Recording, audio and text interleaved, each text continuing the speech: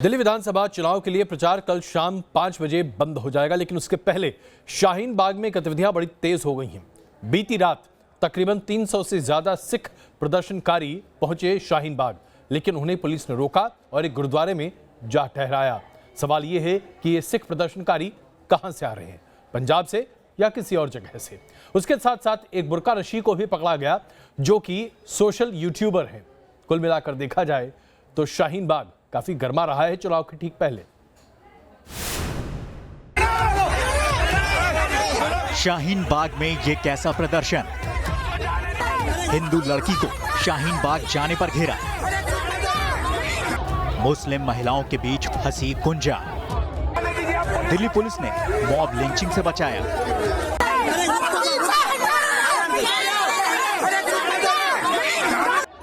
ये शाहीन बाग की तस्वीरें हैं जहां दिल्ली पुलिस शाहीन बाग के प्रदर्शनकारियों से घिरी है। मगर रुकिए, गौर से देखिए, दिल्ली पुलिस घिरी नहीं बल्कि एक हिंदू लड़की को रेस्क्यू कर रही है। दिल्ली पुलिस की महिला पुलिसकर्मी ने अपने हाथों के बीच पीला स्वेटर पहने इस लड़की को दबोच रखा है ताकि वो उग्र हो चुकी भीड़ से इस हिंदू लड़की को बचा सके। दिल्ली के शाहीन बाग में बुधवार दोपहर एक हिंदू लड़की वहां प्रदर्शन कर रही महिलाओं से मिलने पहुंची। हिंदू लड़की ने बुर्का पहना था। मुस्लिम औरतों ने हिंदू लड़की के बुर्का पहनने और प्रदर्शन के बारे में सवाल पूछे जाने का विरोध किया और उसे घेर लिया। कि हम आपका स्वागत करते हैं, बहुत इज्जत से आपको सारी बात करते हैं, नाश्ता करते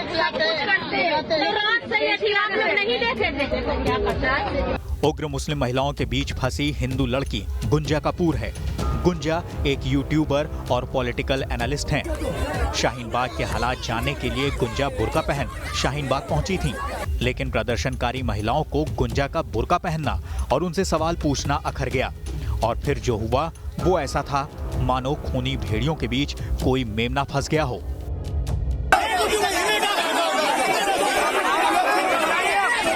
गुंजा के वीडियो तुरंत ट्विटर पर ट्रेंड करने लगे। इसके बाद दिल्ली पुलिस को बीच बचाकर गुंजा को रेस्क्यू करना पड़ा। किसी तरह उग्र भीड़ के बीच से दिल्ली पुलिस ने गुंजा को शाहीन बाग से बाहर निकाला।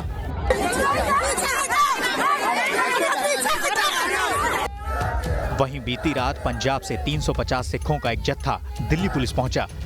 ये सभी लोग शाहीन बाग जाना चाहते थे, प्रदर्शन में शामिल होना चाहते थे। पुलिस ने इन्हें रोका और महारानी बाग के गुरुद्वारे में पहुंचाया। कहीं ये दिल्ली चुनाव से पहले किसी बड़ी घटना का संकेत तो नहीं।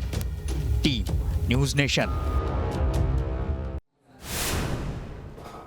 9 नवंबर को राम मंदिर के मुद्दे पर सुप्रीम कोर्ट के फैसले के बाद आज प्रधानमंत्री ने संसद में ऐलान किया कि मंदिर के निर्माण करने वाले ट्रस्ट में 3 महीने के भीतर इस पूरे प्रोजेक्ट को लेकर आगे बढ़ा जाएगा और ट्रस्ट में कौन कौन लोग शामिल होंगे इसकी घोषणा भी की जा चुकी है। अब इसके साथ ही राम मंदिर निर्माण का रास्ता पूरे तरीके से साफ हो चुका है। ये बात अलग है कि इस घोषणा के साथ ही विपक्ष ने यह सवाल पूछना शुरू कर दिया कि आखिरकार दिल्ली चुनाव से पहले यह घोषणा क्यों की गई। सुप्रीम कोर्ट के आदेशों के अनुसार एक स्वायत्त ट्रस्ट श्री राम जन्मभूमि तीर्थ क्षेत्र ट्रस्ट का नाम होगा। भव्य और दिव्य श्री राम मंदिर के निर्माण और उससे संबंधित विषयों पर निर्णय लेने के लिए पूर्ण रूप से स्वतंत्र होगा। माननीय अध्यक्ष जी, प्रधानमंत्री नरेंद्र मोदी के इस ऐलान के साथ दशकों से रुके राम मंदिर निर्माण को रास्ता मिल गया। राम मंदिर का निर्माण कार्य पूरी तरह से एक स्वायत्त ट्रस्ट श्री राम जन्मभूमि तीर्थ क्षेत्र की देखरेख में होगा, जो मंदिर से जुड़े सभी फैसले लेने के लिए स्वतंत्र होगा। मंदिर ट्रस्ट में कुल 15 सदस्य हो सकते हैं। चारों मठों के शंकराचार्य इसमें शामिल होंगे। वरिष्ठ वकील के पराशरण भी शामिल किए जा सकते हैं। इसके अलावा अयोध्या के राजा विमलेंद्र मोहन प्रताप मिश्रा ट्रस्टी हो सकते हैं। राज्य के अफसरों को भी ट्रस्ट का सदस्य बनाया जाएगा। वहीं इस ट्रस्ट में एक महिला और एक दलित समाज का सदस्य भी होगा। अयोध्या में मस्जिद निर्माण के लिए सुन्नी वक्फ बोर्ड को 5 एकड़ जमीन देने का भी ऐलान किया गया है, जो लखनऊ की सोहावाल तहसील के धानीपुर गांव में दी जाएगी। राज्य सरकार ने इस पर सहमति दे दी है। वहीं विपक्ष ने दिल्ली विधानसभा चुनाव के ठीक 3 दिन पहले श्री राम मंदिर ट्रस्ट के ऐलान पर सवाल उठाए हैं। आज का ऐलान लगता है कि ये आखिरी पत्ता खेल रहे हैं दिल्ली इलेक्शन के लिए। मुझे यकीन है कि दिल्ली की जनता बिजली, पानी और गवर्नेंस के इशू पर वोट देगी। श्री राम जन्मभूमि तीर्थ क्षेत्र के ऐलान के साथ ही केंद्र सरकार के कब्जे की 67.7 एकड़ जमीन भी ट्रस्ट को सौंप दी गई है। ये पूरा इलाका अब मंदिर क्षेत्र का होगा। राम मंदिर के निर्माण के लिए ट्रस्ट के ऐलान के साथ ही अब चर्चा इस बात को लेकर हो रही है कि राम मंदिर का स्वरूप क्या होगा। लेकिन संत समाज और वीएचपी के लोगों ने सरकार को खत लिखकर ये आग्रह किया है कि वीएचपी के मॉडल को स्वीकार किया जाए। वीडियो जर्नलिस्ट विकास के साथ रविकांत राय, न्यूज नेशन, दिल्ली। बीते 7-8 सालों में ऐसा लगता है कि हम अपने राजनेताओं के बीच की कटुता बड़े पैमाने पर देख रहे हैं। लेकिन जनाब, हिंदुस्तान में तो ऐसा कुछ भी नहीं हुआ जो आजकल ट्रंप राज में अमेरिका में हो रहा है। राष्ट्रपति डोनाल्ड ट्रंप अपने ही वरिष्ठ सांसद से हाथ मिलाने से इनकार कर देते हैं, और जब वो अपना भाषण पढ़ रहे हैं, union of the state address, उसके बाद उन्हीं के भाषण की पर्चियों को सांसद पेलोसी फाड़कर उनके सामने फेंक देती हैं। जनाब, अमेरिका में जो कुछ हो रहा है, अब अगर हिंदुस्तान में होने लगेगा तो हम कहने लगेंगे असहिष्णुता बहुत ज्यादा फैल रही है। दुनिया के सबसे बड़े मुल्क की सालाना सभा सजी थी। राष्ट्रपति डोनाल्ड ट्रंप साल भर के कामकाज का लेखा जोखा पेश करने, यानी state of the union address के लिए आए थे। राष्ट्रपति ट्रंप के कदम रखते ही पूरा हॉल उनके समर्थन में नारे लगा रहा था। ट्रंप भाषण देने पोडियम पर पहुंचते उससे पहले उन्होंने अपने भाषण की प्रति स्पीकर नैन्सी पेलोसी को थमाई। मुस्कुराती हुई नैन्सी पेलोसी ने भाषण की फाइल पकड़ी और फौरन हाथ बढ़ा दिया, लेकिन ट्रंप ने कोई तवज्जो नहीं दिया और वापस मुड़ गए। पेलोसी ने हैरानी भरा हाव भाव दिखाया और खामोशी से बैठ गए। ट्रंप भाषण देते रहे, अपनी सरकार की कामयाबियों के पुल बांधते रहे और पीछे बैठी नैन्सी पेलोसी खामोशी से सुनती रही। 18 मिनट के भाषण में ट्रंप ने अपने देश के जबरदस्त आर्थिक हालातों के बारे में बताया, नौकरियों के बाहर दिखाए, घटती गरीबी के गीत गाए, कम होते अपराध के दावे किए। नैन्सी सब सुनती रही और हाथ नहीं मिलाने के अपमान में सुलगती रही। जैसे ही भाषण खत्म हुआ, पूरा हॉल तालियों से गूंज उठा। लेकिन नैन्सी पेलोसी उठकर खड़ी हुई, पास में रखे ट्रंप के भाषण की आधी प्रति उठाई और उसे 2 टुकड़ों में फाड़कर किनारे रख दिया। फिर दूसरी आधी प्रति भी फाड़कर किनारे रखी और दोनों रद्दियों को उठाकर सामने पटक दिया। नैन्सी जानबूझकर कैमरे को दिखाना चाहती थी कि वो ट्रंप के भाषण को रद्दी मानती है। हालांकि ट्रंप ने उन्हें ऐसा करते नहीं देखा, लेकिन नैन्सी पेलोसी की इस हरकत को पूरी दुनिया ने देखा और खासकर रिपब्लिकन्स ने। इस पर नैन्सी के साथ डेमोक्रेटिक्स तक की खिंचाई शुरू कर दी। वैसे प्रेसिडेंट ट्रंप और स्पीकर पेलोसी के बीच ये जहरीला वातावरण महाभियोग की वजह से पैदा हुआ है। हालांकि सीनेट में ट्रंप की जीत तय थी, लेकिन 73 साल के ट्रंप और 79 साल की पेलोसी के बीच महाभियोग प्रकरण पर काफी नोकझोंक हो चुकी है। ट्रंप ने उन्हें नर्वस नैन्सी से लेकर क्रेजी नैन्सी तक कहा है। Team news nation. एक वक्त और जमाना हुआ करता था जब ट्रेन के सफर को सुखद और सुहाना कहा जाता था, लेकिन अब लगता है कि भारत सरकार ने तय कर लिया है कि सुखद और सुहाना ये 2 शब्द आपकी जिंदगी में एक बार फिर आ सकता है, क्योंकि अब आप पूरी की पूरी एक ट्रेन की बोगी यानी कि सलोन को किराए पर ले सकते हैं और एक बड़े ही ठाठ बाट वाले अंग्रेजी जमाने के रीगल अंदाज में ट्रैवल कर सकते हैं। तैयार हो जाइए सलोन की यात्रा के लिए।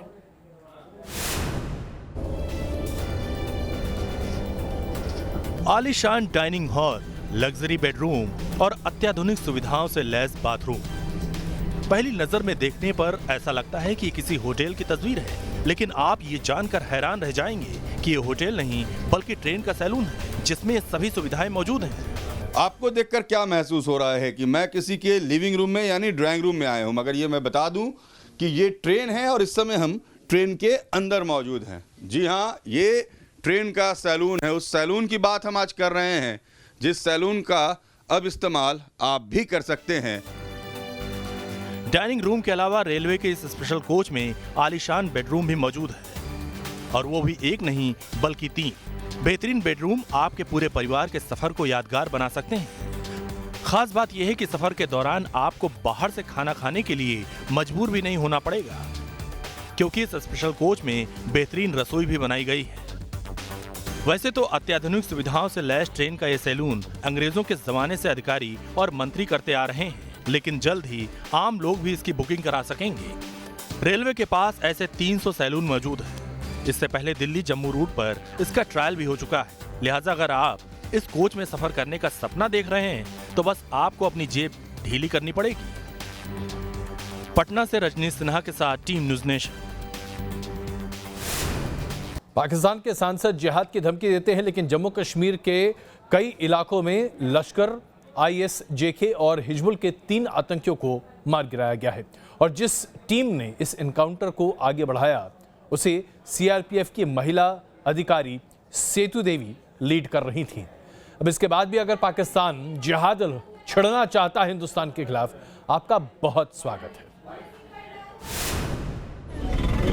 श्रीनगर के लावेपोरा इलाके में मिलिटेंट्स और सिक्योरिटी फोर्सेस के बीच एक नाके पे इनकाउंटर हुआ। मैं आपको बता दूं कि वो नाका जो यहाँ पर लगा था, एक CRPF की फीमेल ऑफिसर जो है यहाँ पर उस वक्त मौजूद थी, जिन्होंने मिलिटेंट्स को रोका और इन्होंने उनको रोक के जो है मिलिटेंट्स ने इन पर सिक्योरिटी फोर्सेस पर हमला दागा, जिसके बाद इनकी रिटेलिएटरी एक्शन जो है वो थी, जिसमें 3 मिलिटेंट्स जो है मारे गए हैं। इस पूरे इनकाउंटर में एक CRPF के जवान जो है वो भी शहीद हुए हैं। पर ये पूरा इंसिडेंट जो है ये फीमेल ऑफिसर जो आप अपने विजुअल्स में देख पा रहे हैं उनके बिल्कुल सामने हुआ और इन्होंने ये पूरा एक्शन जो है अंजाम दिया है और साथ ही इन्होंने पूरी कोशिश की यहाँ पर कम से कम कोलेटरल डैमेज हो। मैम, आप उस वक्त यहाँ पर मौजूद थी, क्या हुआ एग्जैक्टली जब आपने नाका आप ही संभाल रही थी सब कुछ? अभी हम कुछ नहीं बता सकते, अभी थोड़ा वेट कीजिए, पूरा डिटेल में भी बताते हैं। चलिए, अभी डिटेल्स हमसे शेयर नहीं कर सकती मैम, पर यही पूरा जो इनकाउंटर जो यहाँ पर अंजाम दिया गया, इन्होंने पूरा इनकाउंटर जो है संभाला और इन्होंने मिलिटेंट्स को यहाँ पर रोक के 3 मिलिटेंट्स को मार गिराया। वीडियो जर्नलिस्ट मोहम्मद यूनुस के साथ Idris loan, news nation, Srinagar. Lucknow में डिफेंस एक्सपो की शुरुआत के साथ ही आज प्रधानमंत्री नरेंद्र मोदी ने जतला दिया कि अगर वो निशाना लगाना चाहते हैं तो उनसे ज़बरदस्त निशानाबाज आपको नहीं मिलेगा। उनकी कुछ तस्वीरें ज़बरदस्त वायरल हो रही हैं क्योंकि जिस अंदाज में उन्होंने असॉल्ट राइफल पकड़ा है बड़ा ज़बरदस्त है। लेकिन सिर्फ असॉल्ट राइफल ही नहीं, प्रधानमंत्री ने तमाम रक्षा के उपकरणों को देखा, समझा और उसके इस्तेमाल को बखूबी सेना के साथ कैसे तालमेल जोड़कर देखा जा सकता है ये भी समझने की कोशिश की। डिफेंस एक्सपो की नायाब खोज अब आपको दिखाते हैं।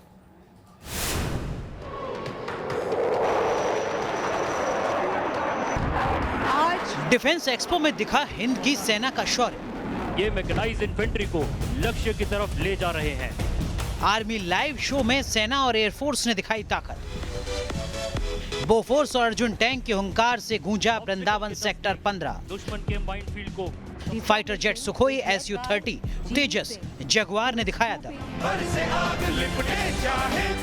सूर्य किरण के एरोबेटिक टीम का जलवा हो या फिर रुद्र, ध्रुव, चिनूक और डोनियर का एक्शन। लखनऊ में पीएम मोदी डिफेंस एक्सपो 2020 के उद्घाटन के मौके पर आर्मी लाइव शो के गवाह बने। देश की रक्षा तैयारियों को पुख्ता बनाने, फ्यूचर वॉर की तैयारी करने और हिंदुस्तान को रक्षा उत्पादन में दुनिया की महाशक्ति बनाने का संकल्प लिए 11वें डिफेंस एक्सपो का आगाज हुआ। इस मौके पर पीएम ने कहा कि भारत सिर्फ एक बाजार नहीं, भारत पूरी दुनिया के लिए अपार अवसर भी है। भारत में डिफेंस मैन्युफैक्चरिंग में असीमित संभावनाएं हैं। यहाँ टैलेंट है और टेक्नोलॉजी भी है, यहाँ इनोवेशन है और इंफ्रास्ट्रक्चर भी है, यहाँ फेवरेबल पॉलिसी है और फॉरेन इन्वेस्टमेंट की सुरक्षा भी है, यहाँ डिमांड है, डेमोक्रेसी है, डिसिसिवनेस भी है। 5 दिनों तक चलने वाला डिफेंस एक्सपो 2020 दरअसल हिंदुस्तान के हौसले और दुनिया में उसके बढ़ते रुतबे का सबूत है। डिफेंस एक्सपो में 54 देशों की रक्षा तकनीक का संगम हुआ है। लखनऊ में 272 विदेशी कंपनियों समेत कुल 1028 कंपनियों का जमावड़ा है। यहाँ 34 देशों के रक्षा और विदेश मंत्री 500 डिफेंस मीटिंग और 20 सेमिनार में शिरकत करेंगे। लखनऊ डिफेंस एक्सपो में 200 से ज्यादा MOU होने की संभावना है। डिफेंस एक्सपो का उद्घाटन करने लखनऊ पहुंचे पीएम मोदी ने हथियारों के बारे में बारीकी से जानकारी ली। वर्चुअल राइफल सिस्टम को परखने के लिए खुद पीएम मोदी ने भी निशाना लगाया। प्रधानमंत्री मोदी ने प्रदर्शनी में मौजूद एक रोबोट से भी हाथ मिलाया और अत्याधुनिक हथियारों की बारीकियों को जाना। वर्चुअल राइफल सिस्टम की टेस्टिंग के बाद पीएम मोदी ने नाइट विजन डिवाइस को भी परखा। पीएम ने काफी वक्त नाइट विजन डिवाइस की बारीकियों को समझने में लगाया। मैं आप सभी को, पूरी दुनिया के डिफेंस इन्वेस्टर्स और एंटरप्रेन्योर्स को आमंत्रित करता हूं। यहां लगा आपका एक एक पैसा आपको बड़े रिटर्न देगा और भारत को डिफेंस मैन्युफैक्चरिंग में आत्मनिर्भर बनाने में मदद करेगा। लखनऊ में भारत की रक्षा तैयारियों का प्रदर्शन डिफेंस सेक्टर में मोदी सरकार के दूरअंदेशी का सबूत है। Team news nation. भविष्य की गाड़ियों की रूपरेखा क्या होगी? क्या इलेक्ट्रिक गाड़ियां वाकई में हिंदुस्तान की सड़कों पर फर्राटे से दौड़ती हुई दिखाई देंगी और उनकी किस तरह की शेप और साइजेस की होंगी? आइए आपको दिखाते हैं ऑटो एक्सपो।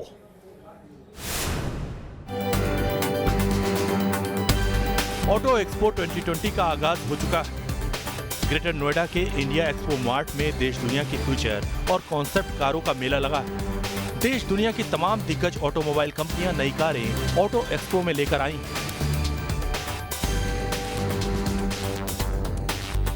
साथ ही फ्यूचर कारों और फ्यूचर टेक्नोलॉजी से भी पर्दा उठा रही हैं। ऑटो एक्सपो में फ्यूचर तकनीक से जुड़ी कई कारें आपको देखने को मिल सकती हैं। ऐसी एक कार जो लोगों का दिल जीतने को तैयार है, रेनो की सिम्बियोस, जो फुली इलेक्ट्रिक कॉन्सेप्ट कार है। इस कार में कोई ड्राइवर सीट नहीं है। जी हाँ, कोई भी ड्राइवर सीट नहीं है, यानी ये ड्राइवरलेस कार है।